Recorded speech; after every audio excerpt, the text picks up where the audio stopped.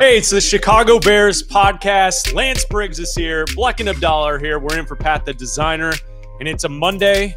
Once again, guys, the Bears lose 2-7 now in the season. It was closer yesterday, but again, the Bears didn't get what we all wanted them to do, is win in New Orleans. Yeah. You know, this team is building. All right, they're building something. I know it doesn't look like it. I know it doesn't look like it because the pieces aren't there, but when we go back and we say, all right, what were our expectations for this year? It's not a whole lot different than what our expectations were last year. We have a few new pieces, but we don't have it all together. It's not all there, so it's going to take time. What I did see is I saw a lot of positivity in our offense in the first half. Okay. Our defense, they played extremely well. They gave us opportunities, especially in critical situations. In the second half, when the offense was turning the ball over, our defense gave us opportunities for the offense to get the ball back and potentially try to win the game or tie the game up. And so those are the things that I took from it, the positives. Obviously, the negatives, the turnovers and penalties. Those are all within our control, and we didn't do a good job handling those. And that's why a team like the Saints beats the Bears. I think now, you're looking at a point where, Matt Eberflus after the game said we're close, right? And the game was closer than the experts would say, but going into the game, the people that were rooting for a loss or rooting for the Bears to lose, my message to them was there's still enough players on this team that are going to be a part of the team moving forward that need to perform. What do you think of some of the guys that were there that are going to be a part of this team moving forward? Like Cole Kmet had a very good game. TJ Edwards had a good game. I think Jack Sanborn in place of Tremaine Edmonds had a very good game. Flying around. A lot of these guys that are going to be here for the foreseeable future had good games. What do you think of some of those pieces? Is that what Matt Eberflus means when he says we're close? I don't know. I'm not exactly sure. I'm trying to find the context in which that is. What I will say about that comment is I have seen a progression, and to me it starts with coaching. It starts at the top. I've seen a progression since he took over as the defensive coordinator in this team, progressing each week in the way that it seems that they prepare and they bring the right attitude and effort to the game. I thought a week ago they took a small little step back, a little speed bump, and I said I think that's a fluke. And yesterday to me proved that last week was a fluke. They made some mistakes, but when I watched the defense played extremely hard. They played with great effort, and they gave us an opportunity to win. If our offense doesn't make those mistakes, those turnovers, we reduce some of those penalties, I think it's a different ball game, and we have a chance to actually beat the Saints. When we kind of look at this situation heading into the game with the backup quarterback, one of the storylines Adam and I talked about on the pre-show before you and Sylvie and Dion start up yesterday was this idea that I don't think Bagent is a starter in the league. I don't think he's better than Fields. But the one thing I kept saying to Adam yesterday is I want to see more. He did enough in 2 games. I wanted to see more. Unfortunately, yesterday we saw more. We saw more. Oh, you saw more. Now I have my answer, right? And I think most Bears fans should have your answer. To me, what I saw is this guy is he could be a high-level backup for the Bears for the future, which isn't a bad thing to figure out in this season. Is Chase Daniel. If we don't, not even that. He can play a little. In the first half, he was making throws. He was making changes at the line. He was moving out of the pocket. He was doing things. He just can't consistent. I mean, when you look at 3 touchdowns to 6 interceptions in 3 games, that will never get it done. And then also you add the fumbles in there. So, I have my answer now. My answer to I want to see a little more, the answer is he's not a starter in the league, but he could be a good backup for this team for the future, which isn't a bad place to start. And I think that's where, Lance, you've seen an improvement in this team in the last few weeks. Offensively, it's just they're killing themselves. Yes. And a backup quarterback can't go out there and kill the team. Right. And so, like, when I say now we have our answer, is it solidified to you that we now have our answer that he is just a backup in the league? So here's the thing with, is he a backup right now? Absolutely. You know, but the thing is what I see, the mistakes that I see from him are rookie mistakes. I see very good decision-making from him. And when it's a bad decision, it's a disguise that a defense is making. You know, it's one of those tricky disguises, and he misreads it. You know, he gets tricked a little bit. These are things that will happen to rookie quarterbacks, and it's very fixable.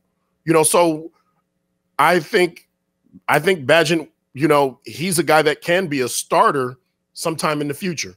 You know, right now, no, I think he's definitely a backup. He's a developing guy, but I think he's a guy that is competent enough to fix those issues. You know, okay, this is what they're doing. Okay, now I can recognize that. I know how to beat that next time. If I see that again, I'll beat that next time. So, like, to piggyback off of that, how important is it that Justin Fields is available for this Thursday game against Carolina? Short week. He was out there practicing on Friday. Courtney Cronin reported before the game that he didn't even go through warmups before yesterday's game. To me, that would tell all of us that he's not really that close. So then, you know, you look at another game this upcoming week that should be winnable. I think most Bears fans think that the Carolina Panthers are a beatable team. Yeah. How important is it that Justin kind of puts himself out there and gets out there to try and salvage something out of this season? I mean, that's where I think it's an interesting point that you have made to all of us the last couple of weeks. They're improving, but then you look at the standings, they're not improving. No, they're not. But, you know, it's and a lot of times we use the record against this team. With this team, we didn't have high expectations of this team. We did not. You know what I mean? And anybody that said they had high expectations, you're lying. Okay, it's not what this team has been built on. We understand that this is a team that is in the process of being built and pieces are being put together. We just traded for Montez Sweat and had a deal done in 24 hours. Yeah. Okay. Now, and that was on that was in the 19th, the nth hour. You know, the 9th hour of the trade deadline. So, you know, I think he's going to be an integral part of the success of this defense in the future. You know, but before Montez Sweat gets there, we're an even worse team than we were with him. You know, so like I said, you know, we have to, I think, temper our expectations of this team. You know, it is not going to happen overnight, and that's, I think, the key is it's not going to happen overnight, guys. How do you think limited snaps? But how do you think Sweat played in the time he was out there yesterday? I'll tell you what I saw. I paid attention to his one-on-ones. When he got a one-on-one, when he had his one-on-ones, he would walk the tackles back into the quarterback, you know, and whether you're getting a sack or not, when you're walking tackles, offensive tackles back into the quarterback feels that pressure and the ball has to come out. So if the ball is coming out in 4 seconds or less, then our DBs don't have to worry about double, triple moves. All right. As soon as that move comes, we can jump those moves. Jalen Johnson can jump right in front of that ball, get a pick, and sign a big deal. You know what I mean? Yeah, I heard you say that yesterday on the pregame show that Jalen should be ecstatic that Montez Sweat is here, because theoretically next season, if he plays under the franchise tag and Sweat is creating havoc in the pocket, there's going to be opportunities for picks. And it's like it's the whole thing has to work together, and then others can get paid based on that initial pressure. The best thing that could happen for Jalen is they don't sign a deal. He gets franchised. We get whoever the top D tackle, you know, 3 technique from Miami or LSU, whoever this kid is, add some more depth to that line, that defensive line, and that rotation. And in his franchise year, he's going to, because of that pass rush, he's going to get 7-8 picks, you know, be one of the top DBs, and then come back to the table and say, hey, you remember that contract you said I wasn't worth? Oh, I'm worth it now. You know, Does he have to get interceptions to get paid though? Like, Yes. like some of the philosophy is I think he does. well, if they're not throwing to him in his direction, it means he's a great cover corner, and interceptions don't mean everything. Well, when you go to the negotiation table, they're going to talk about your stats. They're going to say, first and foremost, you know, well, these are the top guys in the league right now. Yeah. And these are their stats. So if your stats don't match up with those, then you're going to have a harder time negotiating a deal that puts you in the same category as those guys. Mm-hmm. That's always going to, these are the all-pro guys, or these are the Pro Bowl guys. How do you stack up against them? Lance, when you saw at the end of the game how the defense kind of stood up and they continued to allow the offense to get the football back for a chance. Yeah. There's got to be a pride factor from you specifically being a former defensive player for this team. Oh, yeah. And yesterday, you know, they keep it close, but that defensive effort at the end when 2-3 times late in the fourth quarter, it seemed like game's over. Yeah. Game's over. Yeah. And then boom, here comes a play. Edwards with a nice play, Sanborn with a play. The defense gets off the field and allows the Bears with time and the football to do something. Unfortunately, they don't. There's got to be a lot of pride there. Yeah, especially the awareness of knowing, you know, where the down and the distance is. The distance, more importantly than anything else, and knowing, listen, we have X amount of timeouts. You know that they can't get a first down. This offense can't get a first down. Okay, and you know if it's you know 2nd and 8, receiver catches the ball, you know 3 yards from the line of scrimmage. I know that I have to use everything that I have when I get my hands on this guy to not let him get 3 more yards. You know, I have to grab him and pull him down. And that's just knowing that, and guys flying in and helping him get that player down before he gets to that first down is so crucial to having a chance to win a game. So just you know, having that knowledge and seeing that them interact on the field in a way that they know, listen, we know the situation. So let's go out and let's execute. Let's execute the best we can. And they did it. They did it over and over again. And it's pretty sweet to watch. On the flip side, what'd you make of the offense getting the opportunities and then offensive line penalties, either false starts, holding? I mean, that stuff just kills. Hey, I feel like being a 38-year-old who's been a diehard fan of this team for my entire life, that has killed this franchise forever. Offensive line penalties in big spots, moving backwards. And then you have 1st and 20. Okay. You know, you have 2nd and 15. You have bad situations at the end of games. I'm actually really glad you said that, because it brings to light, you know, this opportunity that we have. And I'm going to repeat it over and over until you get sick of it, Chicago. Okay? Are you sick of our offensive line having penalties that have cost us games? Okay, then go out and get the best ones. All right, let's go out and get the best ones. Okay, that's what we need to do. Let's go get the best centers we can. Let's go get the best tackles we can. Let's go get the best defensive interior linemen we can. And then maybe we won't have to worry about those things anymore. Just send that up to Hallis right now. Just cut that and send it up to Hallis. Going back to the defense and the way that they kept on forcing 3 and outs at the end of the game. Yes. How much of that is because I go back to like the John Fox era. That team was bad, but they never quit on John Fox. Right. And you mentioned coaching a lot and how you're seeing improvements in the coaching. How much is that? Because, you know, you're down in a game, you know, you're 2-7, like it's the halfway point of the year. Guys can start to check out a little bit. Yeah. How much of that is coaching and how much of that is just players having pride in themselves? Well, so, you know, it's certainly pride in yourselves. You know, you should never walk on a field and let the man across from you just have his way with you, have his way with you. You know what I mean? It's just not something you should do. So, but you know, it's also one of those deals where, you know, just from, you know, you're building a future. You know, you have to know that you want to be a part of that future. So you're building your resume, and everybody that's around you, you want to know who's going to be a part of this future. Because when the pieces are together, we're building a championship here. You want to be a part of that championship. About a month ago, you joined us on Bears Night in Chicago. And then a few weeks after that, we had TJ Edwards on, who was from here, grew up here, loves you and Urlacher.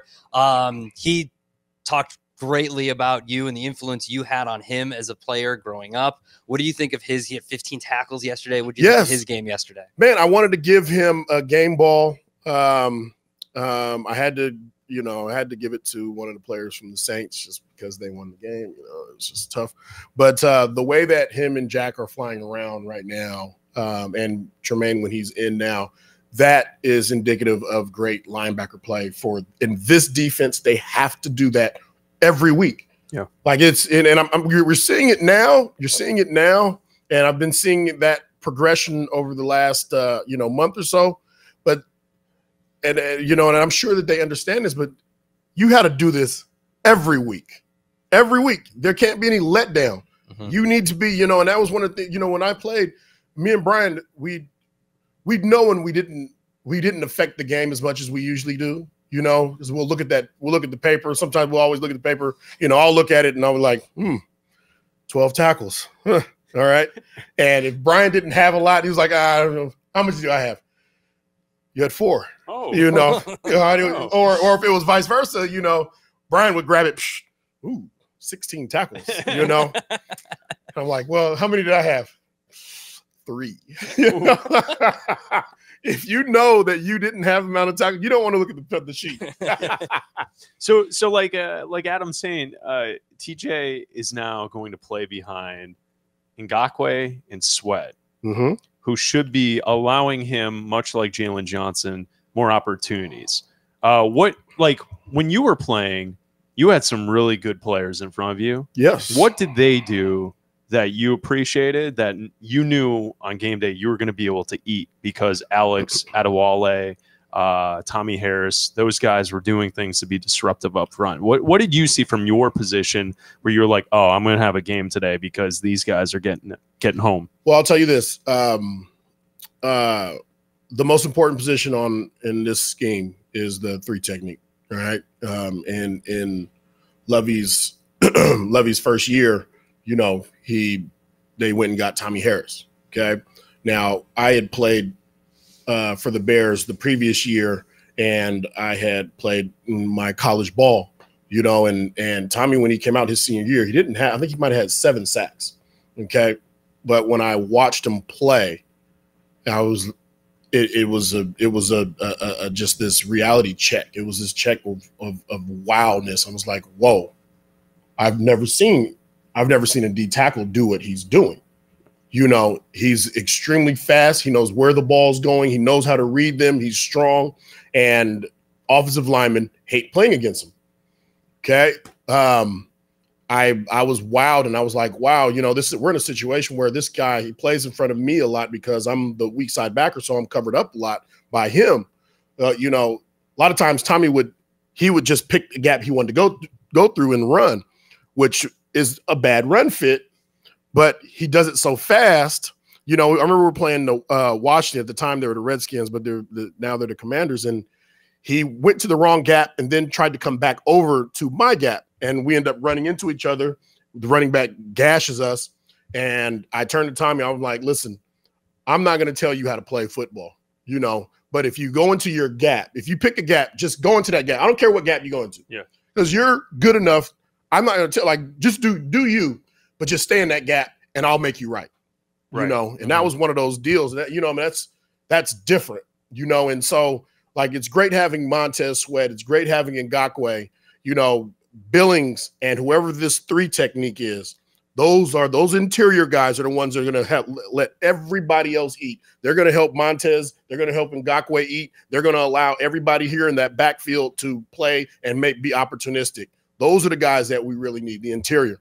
So in the offseason, would that be the number one thing that you need to address? Absolutely. Defensively, we need to find the best 3 technique that we possibly can.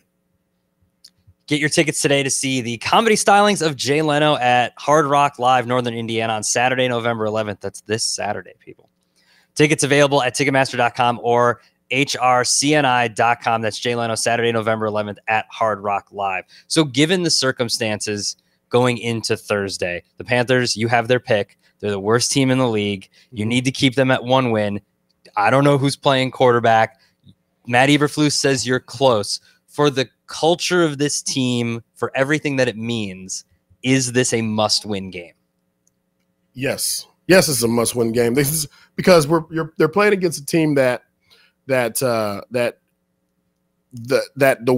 the way that I see the Bears losing in this situation, you have to play sloppy on both sides.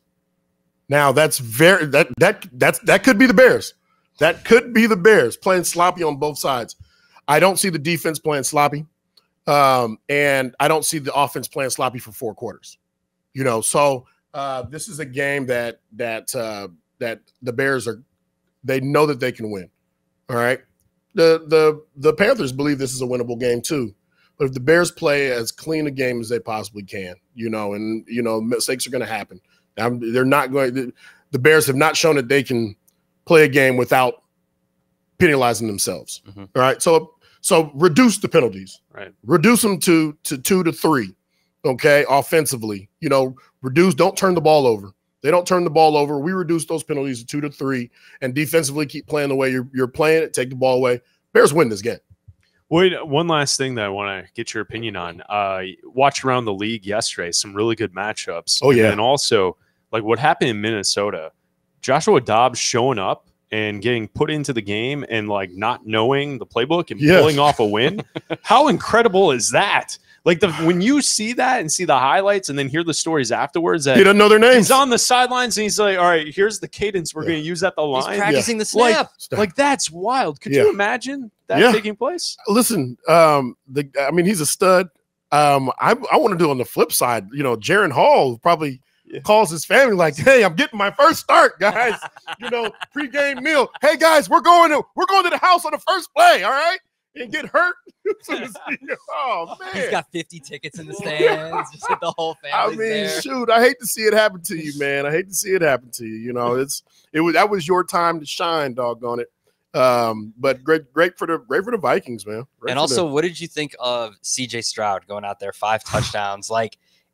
There's a part of jealousy there where it's like, why can't it work? Come on, why can't it work like that? He looks legit. I know he does. He's only in a few starts his first year, a handful of starts this year, half the year, but he looks like the real deal. Yeah, but the thing about it is I think that we throw quarterbacks out into the starting ranks too fast nowadays. And it's the sink or swim kind of mentality, and most sink.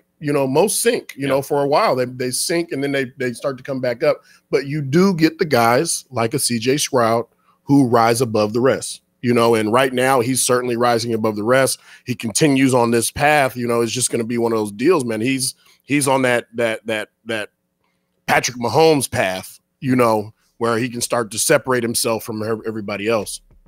He's the great Lance Briggs. It's Bleck and Abdalla. We're in for Pat the Designer today. Unfortunately, the Bears lost, but hopefully you enjoyed the podcast. It's the Chicago Bears podcast here on ESPN Chicago. See you, Lance. All right, guys.